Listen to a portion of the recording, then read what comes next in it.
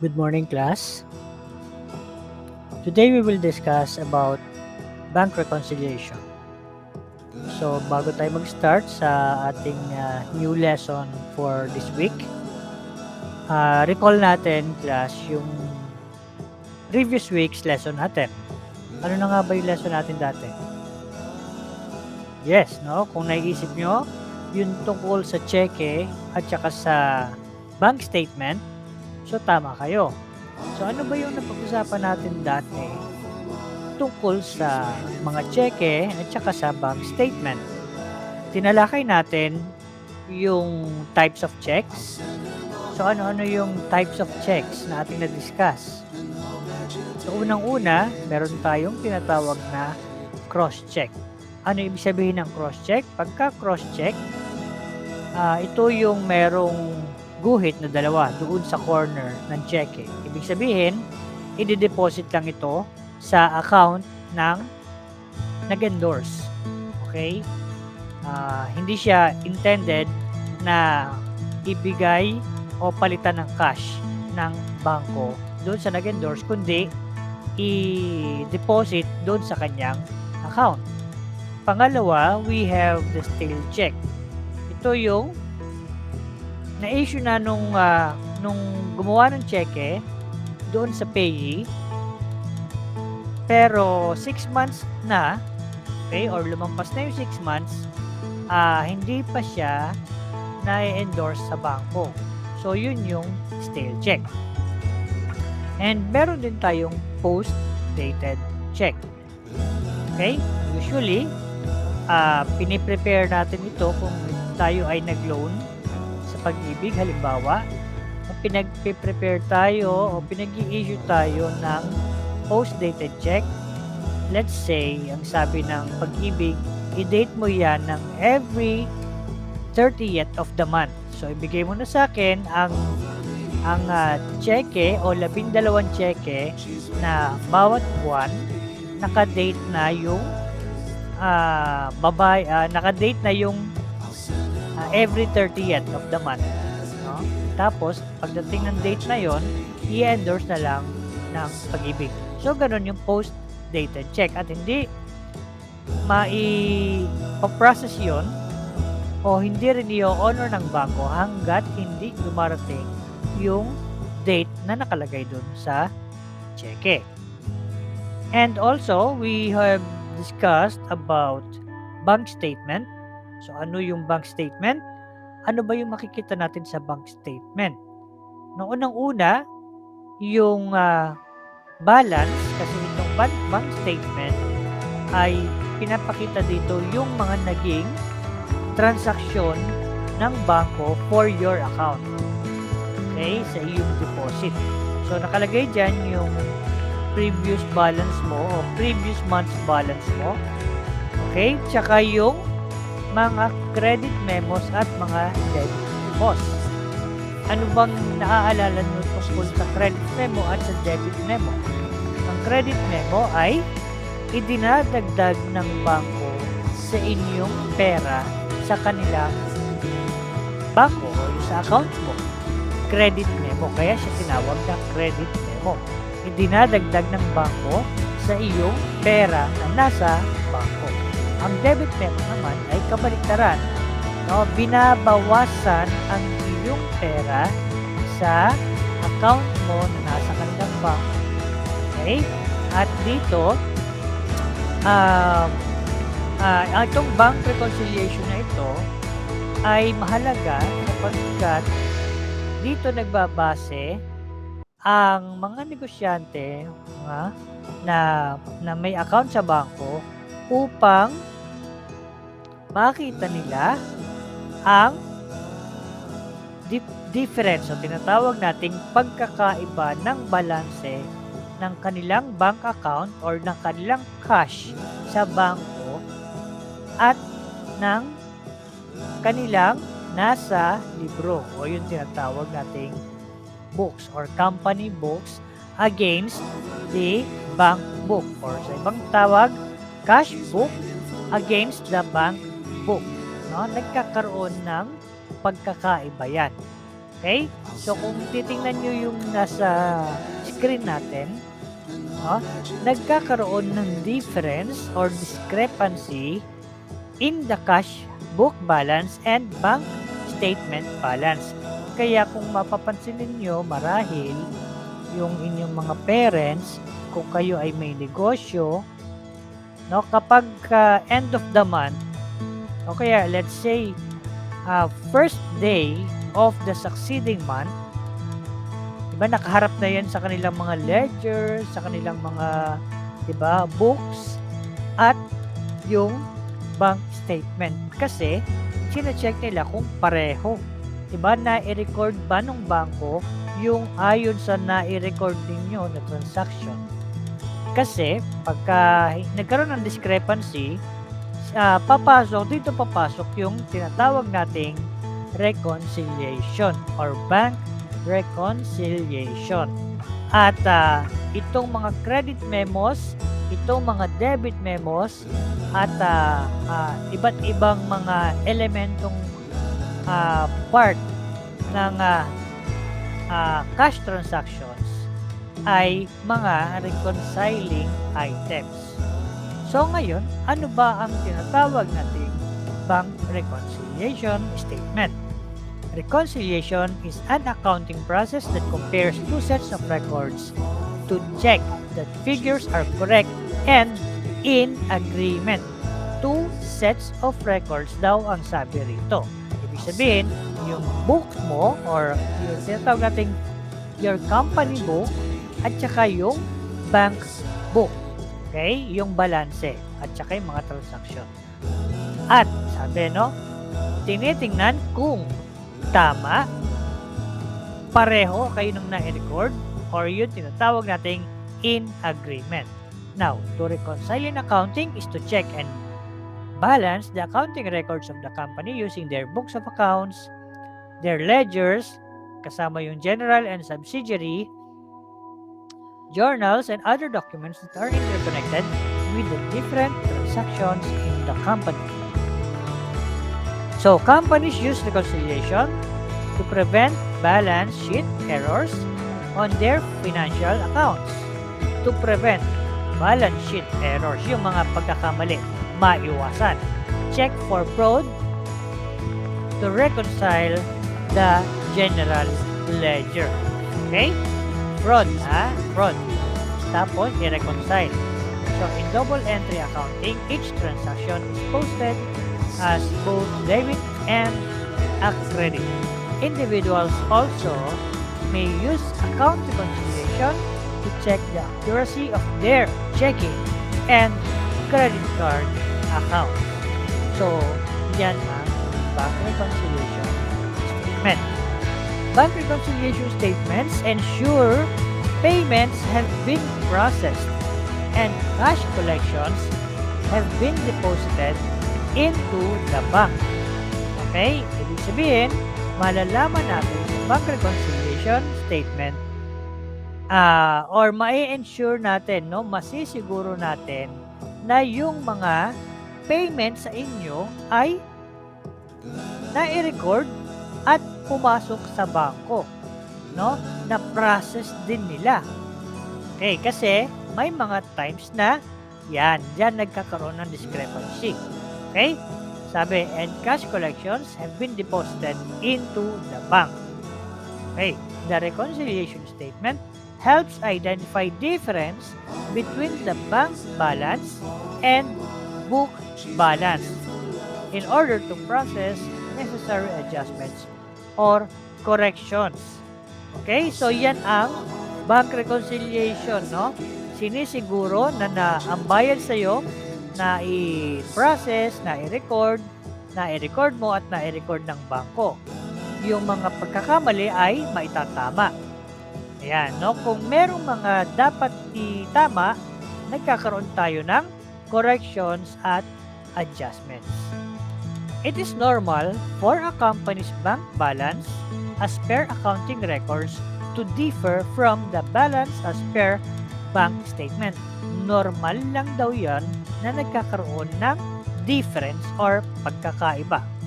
The difference between these figures is the reason why companies prepare bank reconciliation statements. Sino ang nagpe-prepare? Yung mga kumpanya. Bank reconciliation statement is a report which compares the bank balance as per company's accounting records with the balance stated in the bank statement.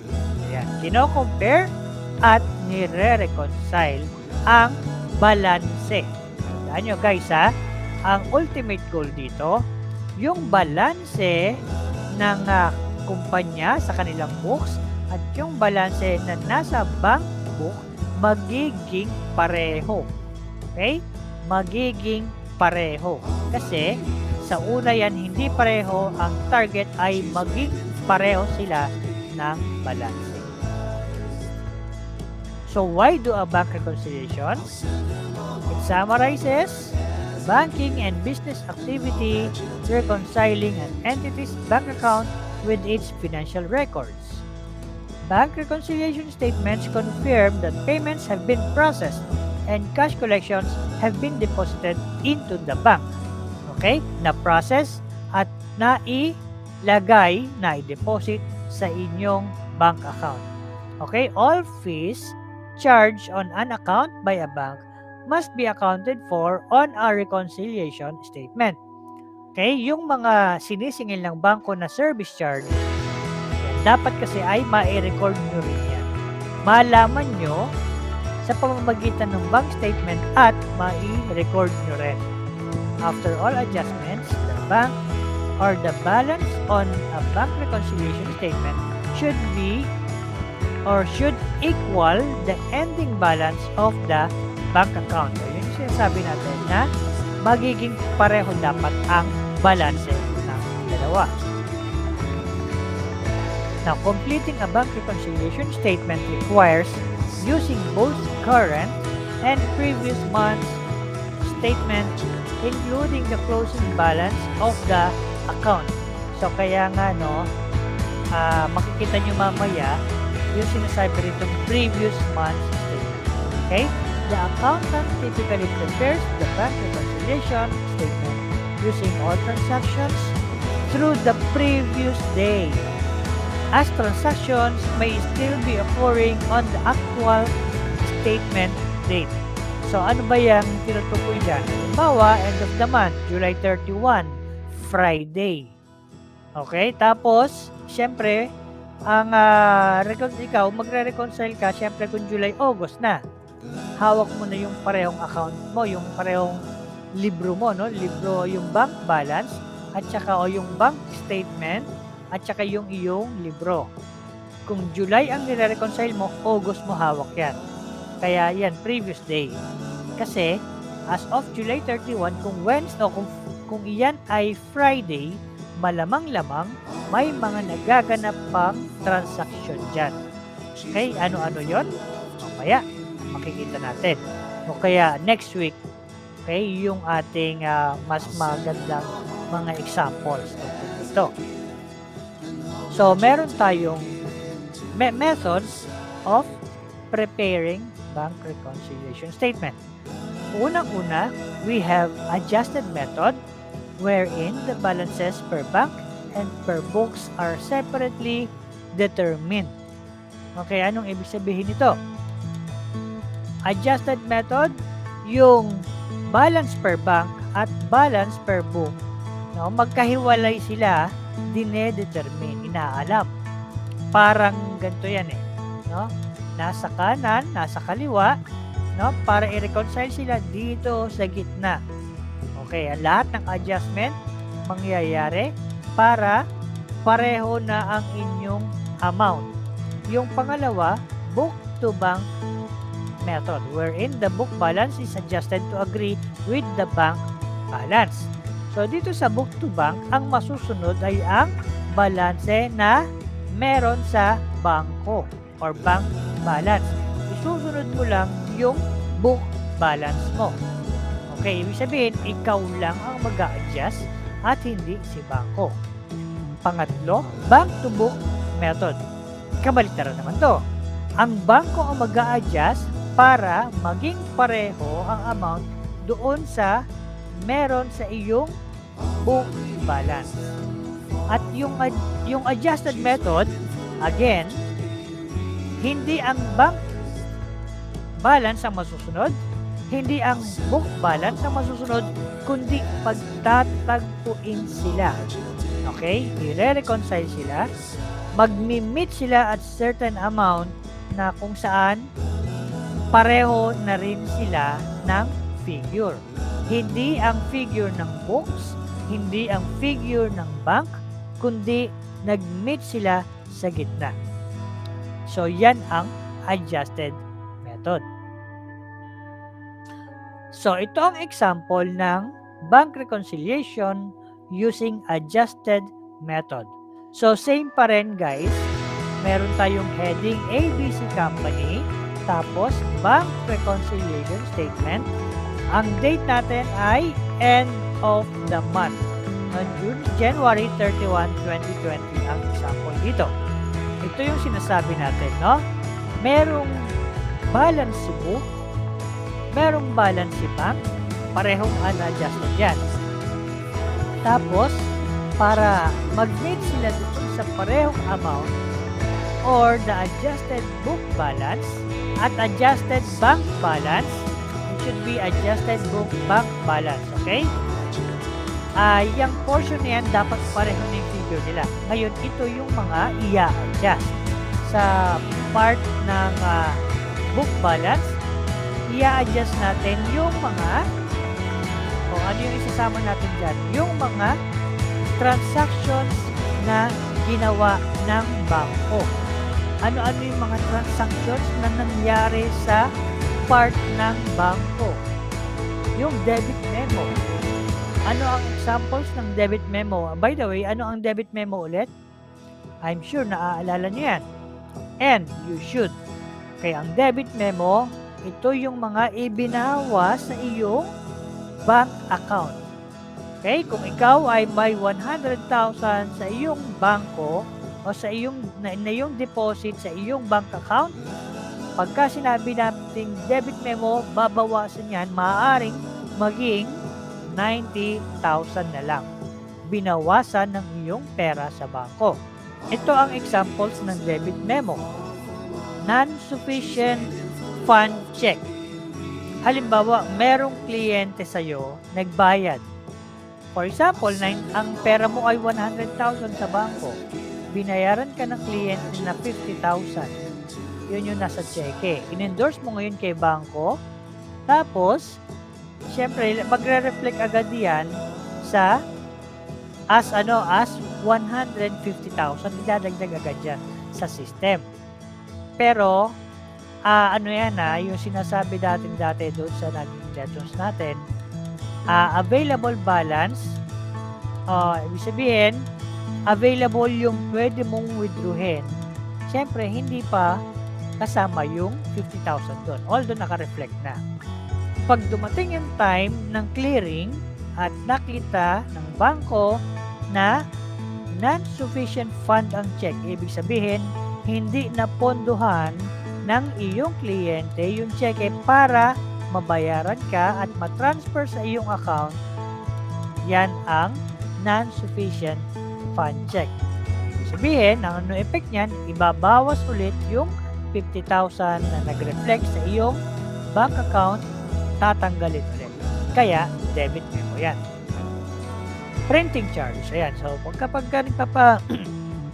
print ka ng iyong cheque o yung booklet, syempre may charge yun.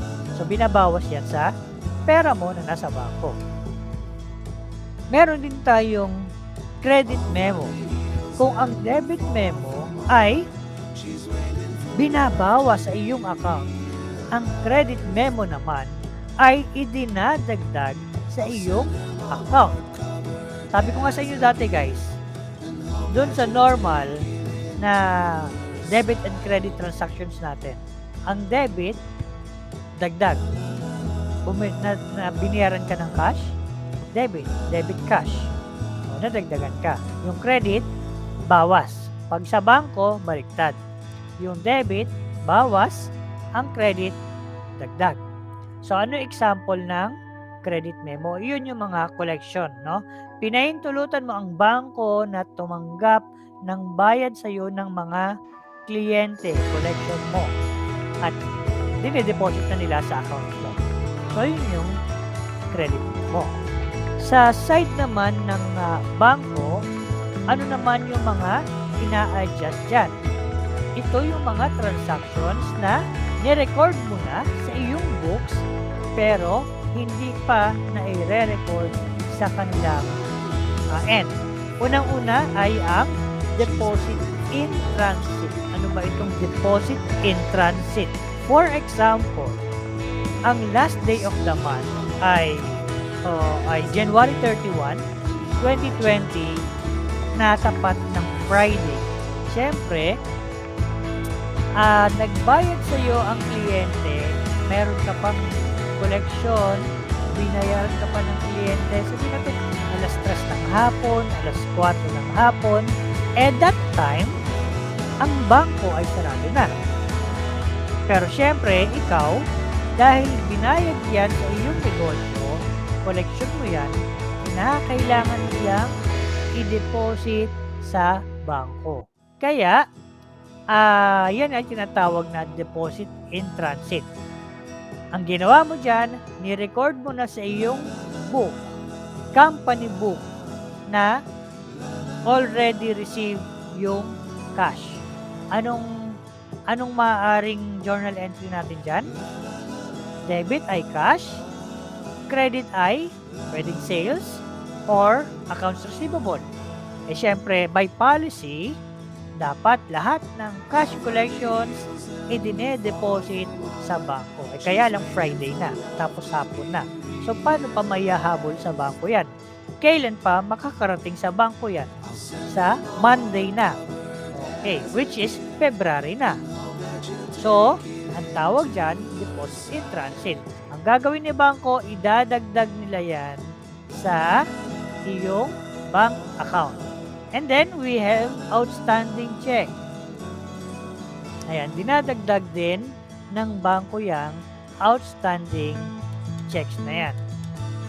Na-issue mo na kasi yan sa kliyente, pero hindi pa na-endorse sa kanila.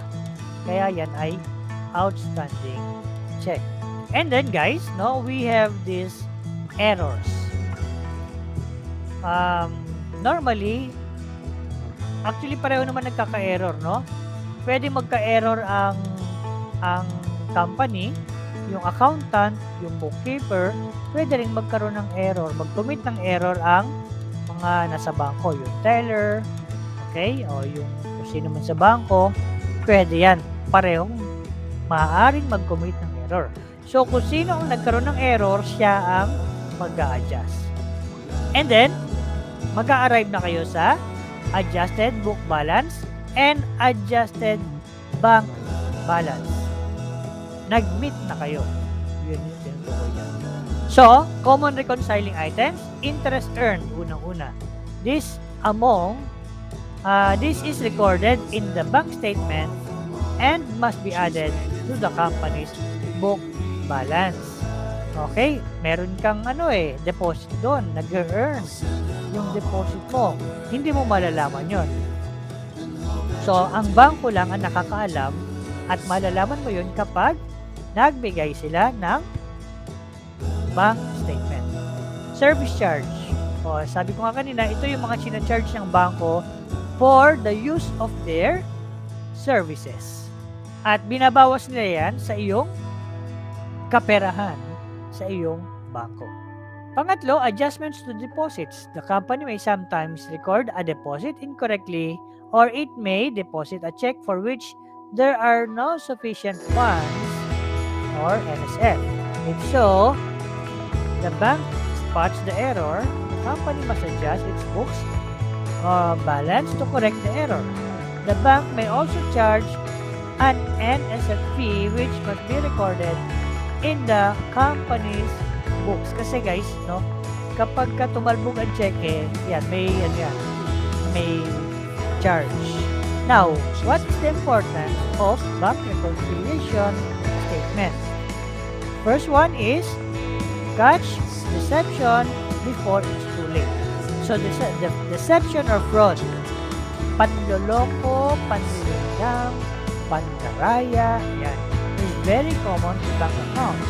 There are times that checks are duplicated and some are even issued without authorization.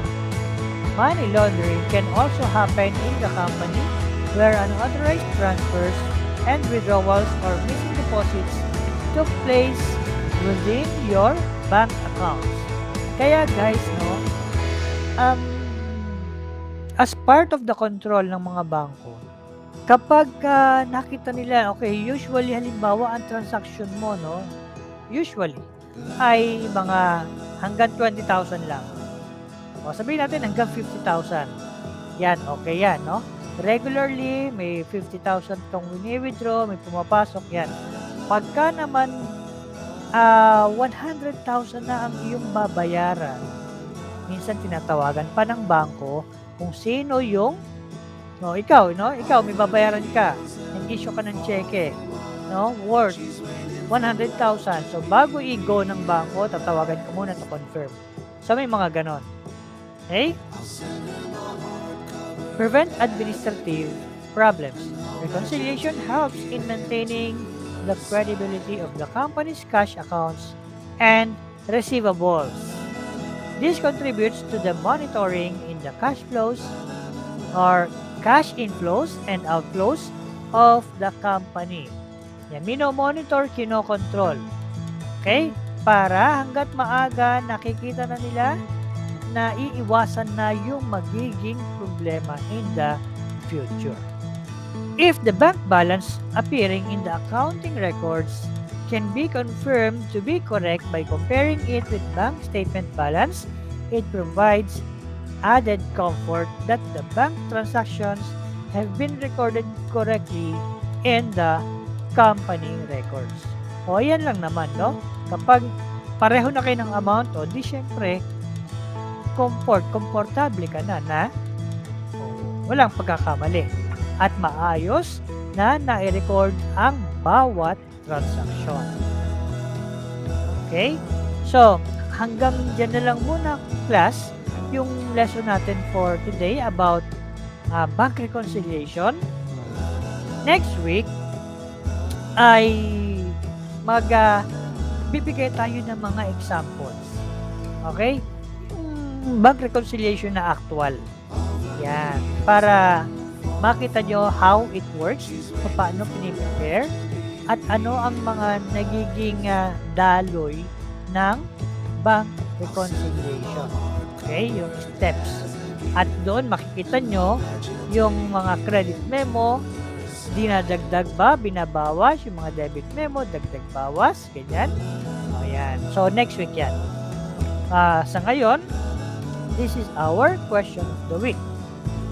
So, the following are common reconciling items except for letter A, interest earned, letter B, adjustments to checks and deposits, letter C, cash deposits, and letter D, service charges. So, your answers should be written or encoded in the comment section. So, that's it for today, class. So, see you again next week. Have a nice day.